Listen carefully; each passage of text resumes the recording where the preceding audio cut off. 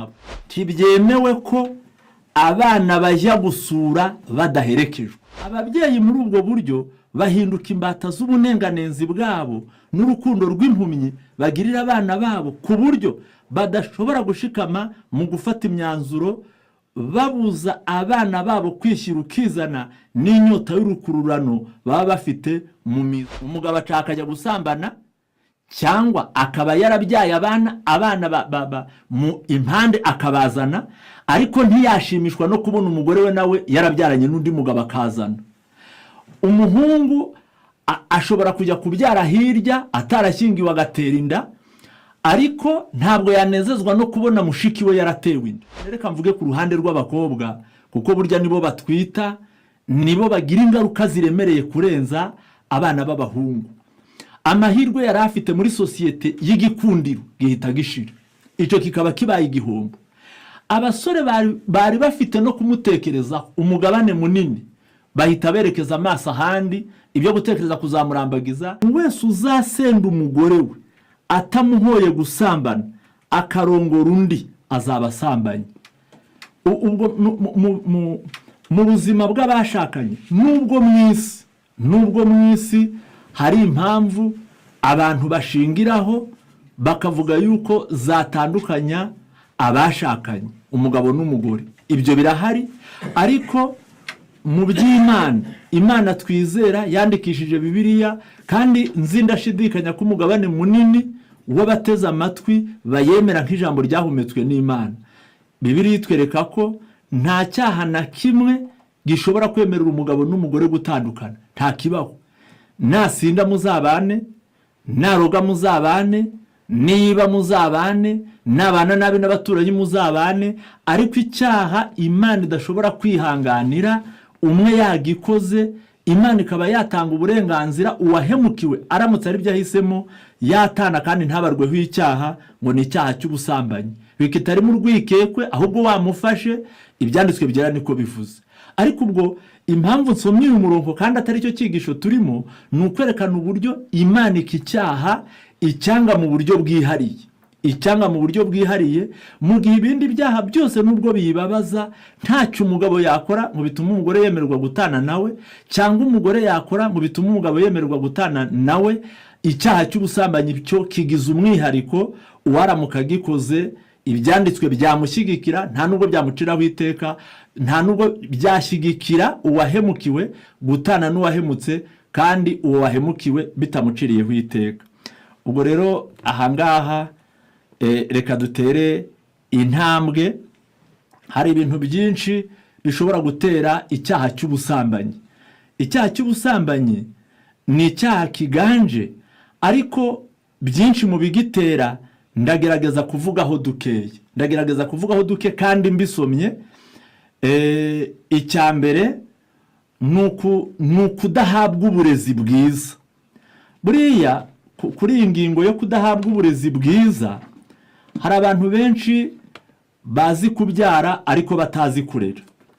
Mu by'ukuri ndetse nantekereza ko ariko biri ku mugabane munini, kuko kubyara umuntu wese ufite umubiri muzima ashobora kubishobora, ariko kurera ni ikintu gikomeye cyane abantu benshi batiga, abantu benshi badatekerezaho. Ngaho mureke nsome muri kino gitabo mucyumve. Ni igitabo cy'urugo rwa Gikristo, paji ya 51. Ababyeyi bashobora kuba bari kumvira ijambo baryumve neza. Haranditsemo, abakobwa ntabwo bigishwa kwiyanga no kwitegeka, barabatetesha kandi bagashonyagiza ubwibone, babemerera gukora uko bashaka. Ibyo bikaba ari byo bibatera gushinga amajosi no guhaza kwikunda kwabo, kandi namwe babyeyi timuzi icyo gukora kugira ngo mubone uko mwabakiza kwerekeza mu irimbukiro. Satani anyuriye mu gushira isoni kwabo, mu kubura kwitegeka no kwicisha bugufi gukwiriye kuranga abagore, abahindura iciro ry'umugani imbere y'abatizera. Aba ni abakobwa. Abahungu nabo nuko bemererwa gukora ibyo bishakiye no kwikurikirira inzira bihitiyemo.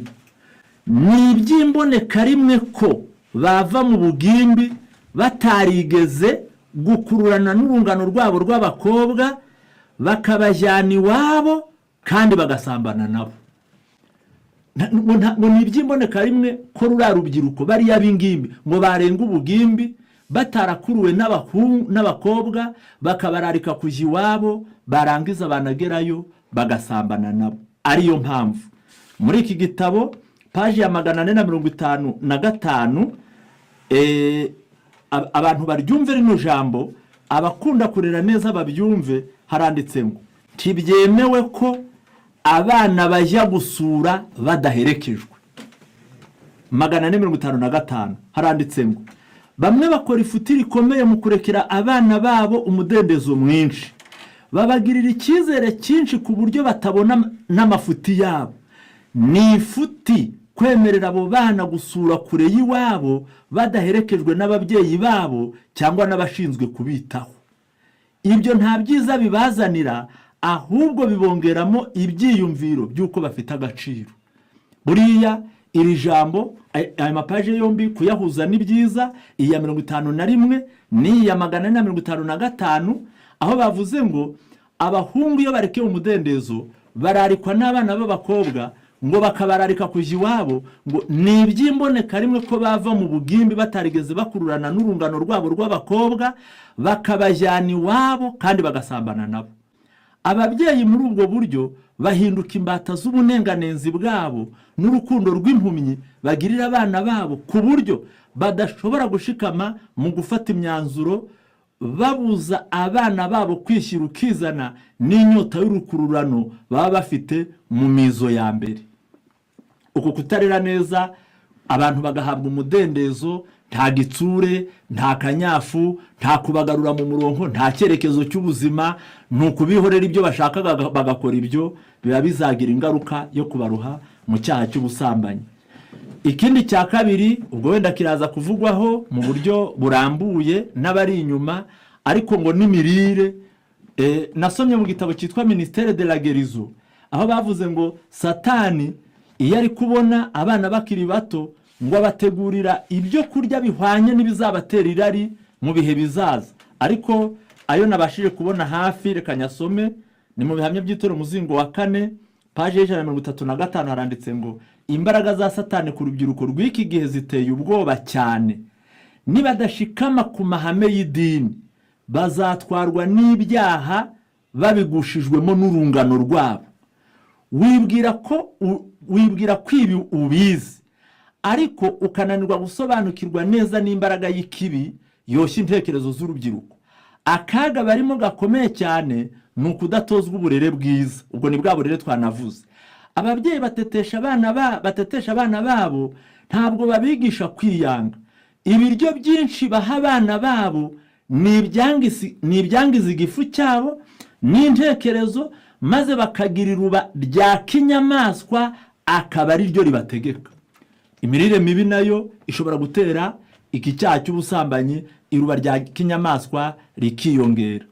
Ikindi gishobora gutera iki cyaha cyari cyavuzweho ariko ntacyo bitwaye kuba abantu bagisubiramo, ni ibyo abantu bareba, ibyo abantu bahora bitegereza, amapica y'urukozasoni. Murabona ko iterambere ryayegeje hafi. Ikintu cyose kiri muri iyi si kiba gifite impande ebyiri, kiba gifite uruhande rwiza, gifite n'uruhande rubi. Ni nayo mpamvu televiziyo igihe zariho, izi telefone zitariho, zari zifite uruhande rwiza rwo kuduha amakuru, inyigisho ziri gutangwa ahantu hagutse tukazihabonera. Ariko ku rundi ruhande abashaka amafilime y'urukozasoni bashobora kuyaharebera. Za telefone zifite umumaro ntagereramo, ariko kubataba amaso, kubonona no kubangiriza nabyo birashoboka, kuko aho umuntu aryamye, aho agenda, aho yicaye, ibiyirimo areba kandi yumva bishobora kumwangiriza. Amagambo ari mu bakurambere n'abahanuzi ndaza kuyasoma ndangiza, yerekana inama ku muntu wese ushaka kuzasoza ubuzima bwe neza, ibyo agomba gukora, cyane cyane ku byo yumva n'ibyo areba. Reka nje ku ngaruka z'iki cyaha muri sosiyete, ariko by'umwihariko ku rubyiruko. Ingaruka z'iki cyaha ntabwo wamenya uko uzivuga. Iki cyaha kirakenesha. iki cyaha gitesha umuntu icyizere, ntacyo yazimarira yarishoye muri iki cyaha, usibye n'urubyiruko n'umuntu umaze kuba mukuru afite n'ibintu afite n'agaciro.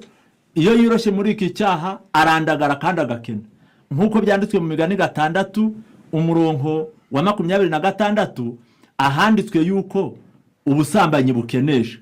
Ariko icyo nshaka ko twitaho cyane nuko icyo cyaha cyica n'amahirwe umuntu yari afite. Njya mbibona inshuro nyinshi, buriya abantu nubwo bakunda ibyaha ariko banga abanyabyaha, niyo miterere y'abantu. Nta muntu iki cyaha nta muntu n'umwe wagikora nubwo cyaba cyaramuganje ngo nabona undi mu bavandimwe bwe nawe cyaramuganje ngo abihindure ishema rye ngo yumve yabyishimira. Umugabo akajya gusambana cyangwa akaba yarabyaye abana mu impande akabazana, ariko ntiyashimishwa no kubona umugore we nawe yarabyaranye n'undi mugabo akazana. Umuhungu ashobora kujya kubyara hirya atarashyingiwe agatera inda, ariko ntabwo yanezezwa no kubona mushiki we yaratewe inda. Iki cyaha ni kibi. Noneho uburyo gitera icyangiro, uwahuye n'ibyago akakigwamo, cyane cyane reka mvuge ku ruhande rw'abakobwa, kuko burya nibo batwita, nibo bagira ingaruka ziremereye kurenza abana b'abahungu. Amahirwe yari afite muri sosiyete y'igikundiro gihita gishira, icyo kikaba kibaye igihombo. Abasore bari bafite no kumutekereza umugabane munini, bahita berekeza amaso ahandi, ibyo gutekereza kuzamurambagiza ntibibe bigihari.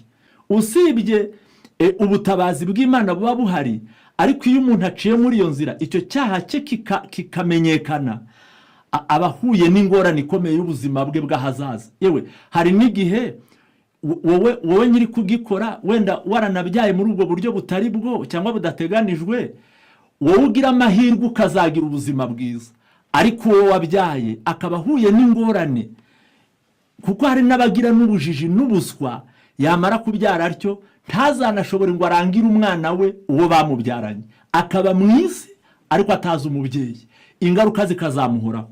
Ubwo rero bana b'Imana, iki ni icyaha cyo kwirindwa, ni icyaha cyo guhungwa. Rero reka turebe umuti wacyo, twe kurangiriza mu ngaruka kuko zo zirahari. Ku isi kiruzuye, cyubakiwe amazu, gikorerwa publicité ku matelefone no ku ma social media, kirahari, kiraganirwa, abantu bakivuga imbonanya, abantu banagihimbye n'andi mazina. Icyaha cy'ubusambanyi ngo ni urukundo, ngo ni ukugaragarizanya urukundo. Ni ingorane zigwiririye isi, kandi cyangiriza ubwenge, cyangiriza umutima, gitera kugayika, gitera ibihombo, ni ingorane ziremereye. Uburyo rero ushaka kugikira yagikira. Ni ingingo imwe ndi buvugeho, ni ukwemera kwigishwa. Iyi ngingo yo kwemera kwigishwa reka nyivugeho nihuta, nsomeye imirongo mu Migani 6:20. Imigani 6:20 haranditsemo: mwana wanjye komeza icyo so agutegetse, kandi we kureka icyo nyoko yakwigishije. Uhora ubikomeje mu mutima wawe, ubyambare mu ijosi. Nugenda bizakuyobora, nujya kuryama bizakurinda, kandi nukanguka bizakubwiriza. Kuko itegeko ari itabaza, amategeko ari umucyo, kandi ibihano byo guhugura ari inzira y'ubugingo. Kizi mpugura abantu bari kumva. Byakurinda umugore w'inkozi y'ibibi no gushyeshya k'ururimi rw'umunyamahangakazi. We kwifuza ubwiza bwe mu mutima wawe, kandi ntukunde ko akwicira ijisho. Erega uyu ni umusambanyi. Kuko maraya akenesha umuntu agasigara ku gasate k'umutsima, kandi umugore usambana ahiga ubugingo bw'igiciro cyinshi. 27. Imana yakomeje guhugura abantu. Muzabisome basore, muzaharangize. Ariko reka nsome 7 umurongo wa mbere. Mwana wanjye komeza amagambo yanjye, kandi amategeko yanjye uyizirike. Komeza amategeko yanjye ukundu ubeho, n'ibyigisho byanjye ubirinde nk'imboni z'ishisho ryawe.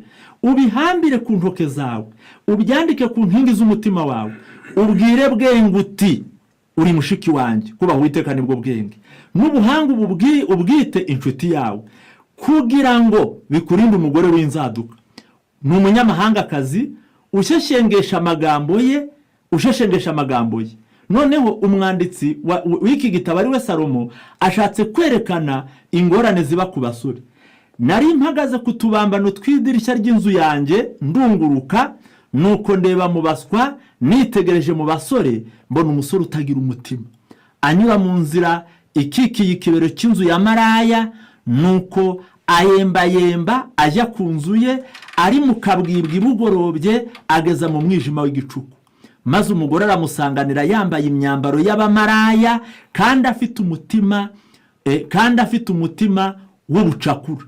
Ni umugore usamara kandi ntiyifata, ibirenge bye ntibirigama mu nzu ye, rimwe aba ari mu mayira, ubundi aba ari mu maguriro, kandi ategera mu mahuriro y'inzira yose. Nuko aramufata aramusoma, avugana nawe adafite imbebya ati, mfite ibitambo by'uko ndi amahoro, uyu munsi nahiguye imihigo yanjye, nicyo cyatumye nza kugusanganira, nshaka cyane kureba mu maso hawe, none ndakubonye.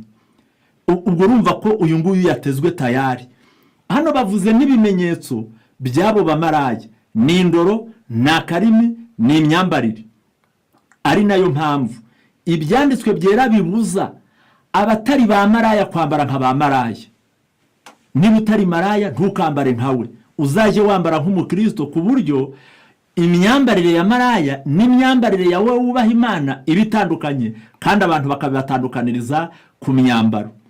Reka nsimbuke ibyo uwo maraya yakomeje kumubwira mu 18, ngwino dusohoze urukundo rwacu, tugeze mu gitondo twinezeze mu by'urukundo, kuko umugabo wanjye atari imuhira, yazindukiye mu rugendo rwa kure, yajyanye uruhago rw'impiya, kandi azagaruka mu mboneko z'ukwezi gutaha. Nuko amushukisha karimi ke kareshya, amukuruza kuryarya k'ururimi rwe, ahera ko aramukurikira nk'ikimasa kigiye kubagwa, cyangwa nk'umusazi uboshywe ujya guhanwa. Ubwo Bibiliya ikitweretse nuko uwemera ko karimi ka maraya kakamushuka kakamujyana, ngo abameze nk'ikimasa kigiye kubagwa. Reka izi nama n'izi mpuguro byanditswe biduha mwumve muri iki gitabo. Ni ahantu habiri nsoreza, n'abakurambere n'abahanuzi nk'uko nabivuze 387 aranditse ngo, umunyabwenge atanga inama agira ati, rinda umutima wawe kuruta ibindi byose birindwa, kuko ariho iby'ubugingo bikomoka. Uzirinde kubitekerezaho, uzirinde ko intekerezo zawe ziganiyo. Nyamara dufite umurimo tugomba gukora kugira ngo dutsinde ibigeragezo. Abadashaka kugwa mu mitego ya Satani bagomba kurinda neza inzira zinjira mu ntekerezo zabo. Bagomba kwirinda gusoma, kureba cyangwa kumva ibibazanira ibitekerezo bibi. Ibintu tugomba kwirinda ni bitatu by'umwihariko urubyiruko: gusoma, kureba cyangwa kumva ibikangura ibitekerezo bibi. Ijambo risoza nsoma riri muri kitabo cyitwa Guhamagarwa kwacu gukomeye, ni page ya 14. Hari ijambo rivuga ku masuba abiri aheruka avuga ngo, ibishuko byiteguye kugusha ibirenge by'abatari maso birahatuzengurutse hose. Icyambere, urubyiruko rw'inkozi z'ibibi rutubaha Imana rugira imbaraga iyobora abandi mu nzira zabuzanijwe. Ubwo birasaba guhitamo inshuti rero. Bene abo ni bamwe mu ntwari za Satani. Kenshi inkunzi z'iby'isi zegera urubyiruko rwacu zigize inshuti, zikagerageza kurwinjizamo imico n'imigendere yazo. Nimureke buri musirikare w'ukuri wese yambarira urugamba rwo guhangana n'ibyo bishuko. Satani aduturutse aho azi ko tugira intege nke, ariko tugomba gutsinda byanze bikunze. Ashobora kutugabaho ibitero bishaririye kandi bikaramba, ariko Imana dusezeraniye ubufasha, kandi mu mbaraga ze tubasha gutsinda. Amabwiriza n'amasezerano mu ijambo ry'Imana azagukomeresha imbaraga mvajuru uhangane n'umwanzi. Satani akubitwa inshuro agatsindwa. Iri jambo bana b'Imana muryumve mwese, by'umwihariko urubyiruko.